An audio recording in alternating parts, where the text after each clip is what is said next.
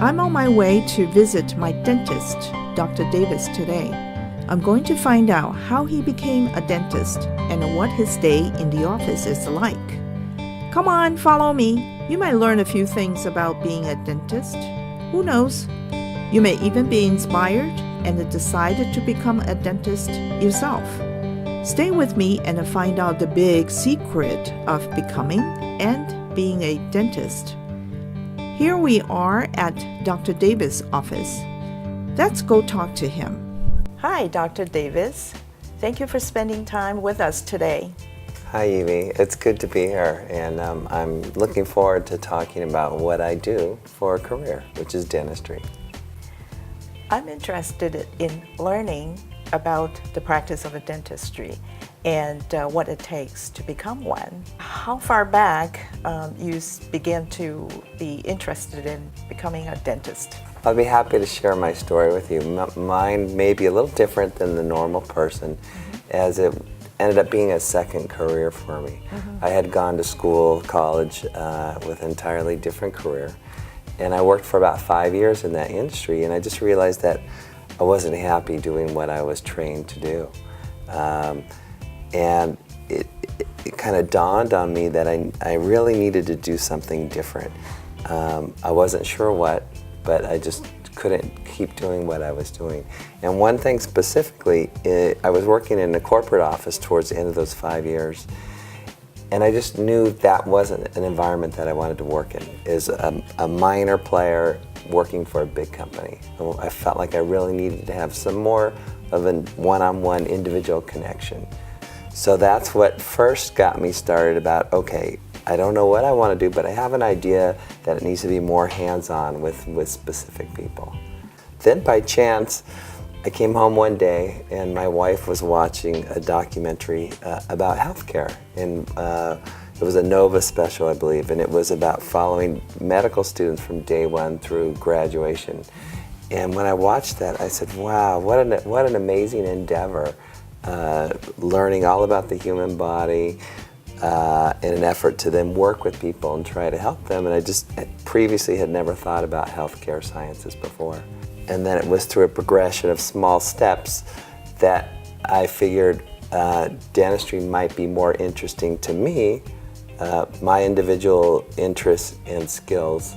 So I started investigating, interviewed the local dentist. He was very excited about it. I then observed during days with him working and really got some hands-on experience being in the office. And actually that led to getting a job as an assistant to a dentist. So I did a bunch of homework.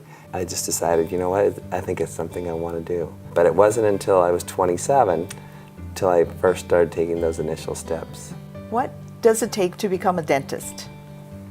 Well, I think there are some certain things that are universal that would be helpful for someone when they're considering dentistry. Probably first and foremost is the desire to want to help people, right? That's essentially what we do. We're helping people maintain health or getting them to a certain level of health to help them feel better and function better. So the desire to want to make a difference in people's lives, that's the first. Second attribute that's helpful, I think, is someone with a creative spirit.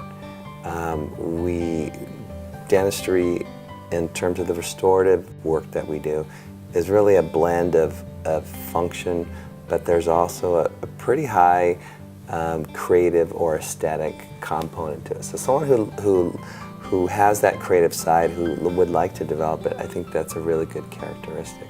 Someone who has the ability to pay attention to detail. We work with very fine measurements and demands in the mouth, and for someone that does naturally like to pay attention to detail, I think that's a great attribute. It doesn't have to be that way, it can be something that you learn. That was the way I was. It didn't come easily, but I focused and developed that skill. Someone with a lot of patience, to be honest. It's a critical part of the job to be patient, not only with different personality types, but when things don't go right, you have to be able to draw on that to to reset and make things work.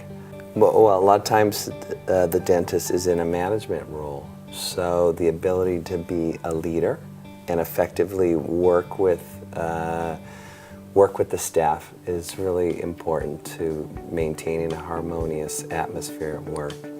Interpersonal skills, really important. A person's not expected to have those skill sets developed when they go to dental school or when they graduate, but a lot of times it's things you acquire as you go along the way. And within a few years, you realize what's important and what's not, and you can really focus on those things. So do you take like Psychology 101 when you were in school?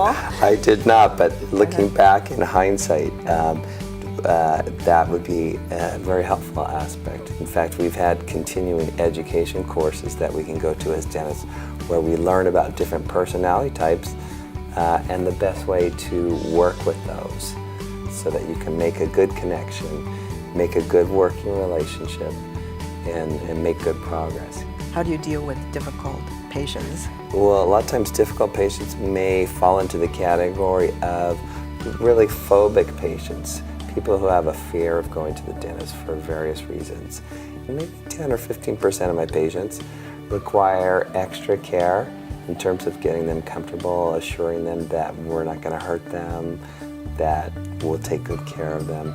So that is constantly something that's involved in the practice. How hard it is for dentists to work in a small space in a mouth? It's very challenging, and it continues to be challenging. I've been practicing now for 20 years, and it's still on a daily basis. There are times when it's very challenging. It's just a tough environment. It's dark. We have lights. That makes a big difference. But you're dealing with different people's mouth sizes, different people's tendencies to open, different people's anatomy, tongues, cheeks to get in the way. It's a very challenging environment. And then oftentimes we're working in a mirror, which is our movements are reversed. So now at this point that comes naturally, you don't have to think about it. But the learning curve as a student, when you're learning to work in the mirror, it's a difficult situation. Everyone learns to do it, you get over it, but to be honest, it's not a fun experience when you're having all those difficulties learning the technical aspect of it. It would be so much easier for us if we could do our work right here on this table and then put it back, but it's not there yet. It definitely becomes easier. It's just frustrating as you're learning it. The techniques are new as a student. You're doing things for the first time. You're essentially working with patients for the first time. Everything's new, and it's just complicated by the fact that the environment that you're working in is really difficult. So that part of the training, I think maybe, in my opinion, the most difficult part of dental school is not the didactics, not learning about the procedures, not understanding them, but actually being able to then take it to the mouth and make it work. Yeah, it's challenging. But like I said, everybody learns it, some people quicker than others. You once told me your journey first began in Harvard School of Dental Medicine.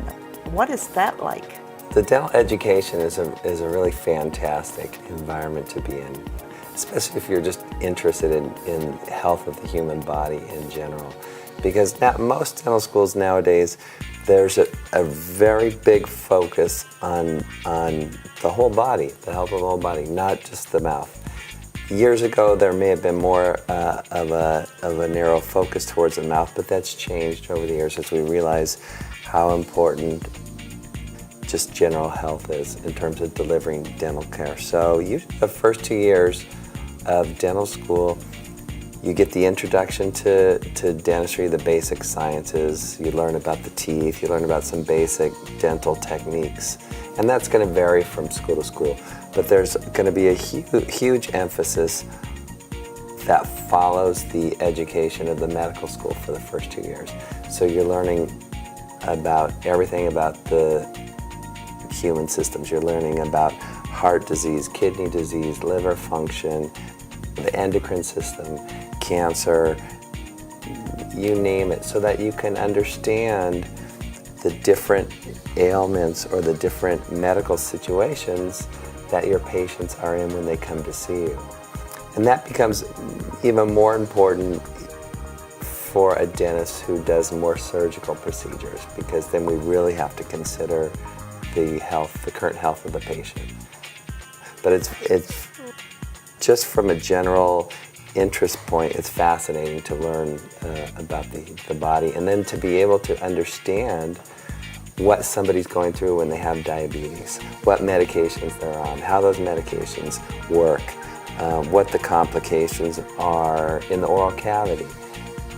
So it's you really come out after those 4 years just really having grown in your knowledge base. I understand now why when I first walk into my appointment, every single time, the question was asked, how is your health and any changes in your health and in the recent days? Absolutely. We always want to stay up to date on what's going on, the medications you're on, any allergies that you might have. Certain things that pertain specifically to dentistry would be if you have artificial joint placements in the last few years. And then to understand, are you healthy enough for the procedures that we may want to be doing? So that's a vital component. Every time you come in, we ask for an update. Yeah. What was it like when you first started your practice? So starting your own practice is a big step in many ways.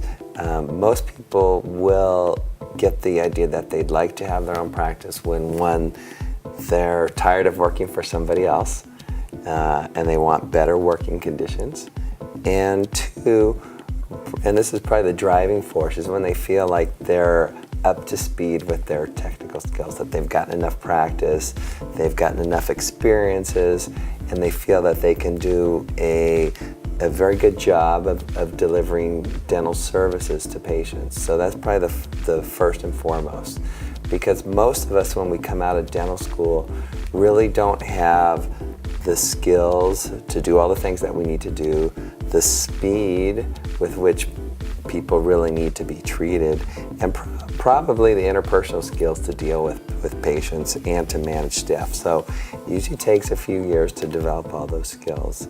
So one of the nice things about coming out of dental school, if you're going to be a general dentist, is that a lot of people do a year residency. So they don't go right into private practice. They'll do a year residency, either working out of a hospital with patients there or working in a more clinical setting, general dentistry. And that year allows that person to grow. And then after that year, then the typical path is to go work for somebody as an associate and continue to develop your skills. There's really a lot to learn, especially now. A lot of new materials that come out, new procedures, things are becoming more computerized, so it's just becoming more complicated in general. For myself, I worked for other people as an associate for six years, and then at that time it was pretty clear to me that I was ready to go out on my own. It was the best decision I made, and it's really good. Stressful for sure. You have to learn how to, instead of working for somebody, you're running your own business, and you have to learn the aspects of that to make that successful. But in the long term, I think it's very rewarding to be your own business owner. What does it take to be a good dentist? I think another aspect of becoming a good dentist is the desire to always want to do better. When we become complacent with our skill level or our ability to deliver services, I think that's when we start to not be where we need to be. There's always more to learn, and for all of us, there's always opportunity for us to get better at the services that we provide. So having that internal drive to want to do better, I think, is a hallmark for people who are successful dentists. The same as the medical professional aspects, we have to get a certain amount of hours per year of what they call continuing education. And continuing education is in reality like fascinating. But you learn from the best. There are courses constantly given all over the country, And there are some incredible instructors out there that a lot of times teach out of their own practices, or they have developed their own learning centers. And you can go for a weekend or a week and learn amazing skills on just about any aspect of dentistry that you want. So every time I go to these, I feel completely invigorated and refreshed and excited to incorporate the new techniques that I've learned. That's one of the funnest aspects of dentistry, is learning about new things. You learn a certain set of skills when you come out of dental school, but not nearly the whole picture. So whether or not it's mandated, it's important that people continue to go to continuing ed courses, continuing to increase the scope of their learning, and in the end be able to provide better services for their patient base. Is there one thing you, as a dentist, you would rather not to deal with? As with any job, there are always things that are stressful or that we may not prefer to do. Maybe the part that always continues to be a challenge are the business aspects of it, right? There are continually things that crop up that you have to deal with. Management issues, personnel, facility issues, equipment, and just staying profitable and successful from a business standpoint. And these are all different aspects than the actual, when you think about when you're doing dentistry, right? You think about taking care of a person, doing certain procedures, anything associated with like that. But there's a whole different side of it when you own the business. Because when we all come out of dental school, we're just focused on really the dental part. We're excited to do those procedures. We're excited to be creative. We're excited to produce those results. But we forget, or we don't know, that that's just part of the picture. Tell me, what advice would you give to the young adult who might consider to become a dentist? I would say for anyone who has an interest in being a dentist, or really any profession, it's huge to learn as much about it as you can. As you alluded to at the start, the opening segment, sometimes it's hard to decide what you want to do. You think you know what you want to do, but you're not sure, you don't know that much about it. And it's very common for people to go to college for one specialty or degree and then maybe feel like it wasn't the right one. Or like me, follow through with it and then embark on a career that wasn't the right one. So I think for anybody, it's very prudent to learn as much as you can about it. And for me, one of the most helpful aspects was contacting a dentist, explaining the situation that I was in and my desire to learn about it, and then interviewing that person, finding out where they were coming from, and then being able to have the opportunity to actually put myself in the work setting so I can see what goes on. It's still no guarantee that you're going to learn enough about it, but I think it's a good way, an initial filter to try to figure out if that's something you would like or if you wouldn't like. The more someone learns about it, can only be helpful. What other things would you like to say? I think one last thing I'd like to talk about is just some of the things I do on a daily basis to help people, students, or anyone interested in getting a better feel for the things a general dentist might do. For me, in this community, it's all about just maintaining good oral health for people. And the common things that I see and deal with on a daily basis typically would be somebody calling with a broken tooth. Part of their tooth is broken, it's missing, it may or may not be causing them discomfort, but it becomes kind of an emergency. It's unsettling to have a big tooth break. Another situation would be somebody who has pain of some sort in a tooth. And then that becomes more detective work on our standpoint. Okay, what's the cause of this? And there can be many, but that's another nice part of the job. It's not always so straightforward. You really have to use your reasoning and your past experience and the technical skills you have at your disposal to try to figure out where the source of discomfort is coming from. And then once you have established that, then come up with some sort of way to treat it. Another thing that's fairly common in a large part of the population is just general discomfort in the head and neck region, mostly related to the TMJ, the main jaw joint here. Infections we see quite often. Again, we have to find out the source of infection and then deal with that. And then less common is somebody who's coming in for cosmetic reasons. They don't like the way the teeth are aligned or they look, or they want to improve their smile. And that's one of the areas where we can get really creative and really make some huge changes. Oh, and then of course, just general health, right? People come in for their cleanings. Now people have the option as general dentists doing as much as they want or limiting their scope as much as they want too. You can do, as a general dentist, you can do every aspect of dentistry. You can do the surgical aspects, you can extract wisdom teeth, you can do root canals, you can do periodontal or gum surgery, you can do orthodontics, you can do braces. It really depends on your interest and your skill level of what you'd like to do. Thank you so much. I learned a whole lot about the dentistry. Well, thank you, Evie, for having me. I enjoyed talking about these things, and like you, I hope it's very helpful for people who are watching.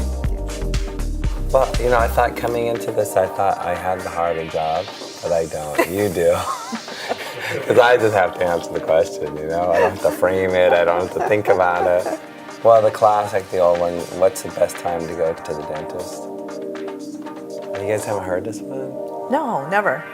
2:30.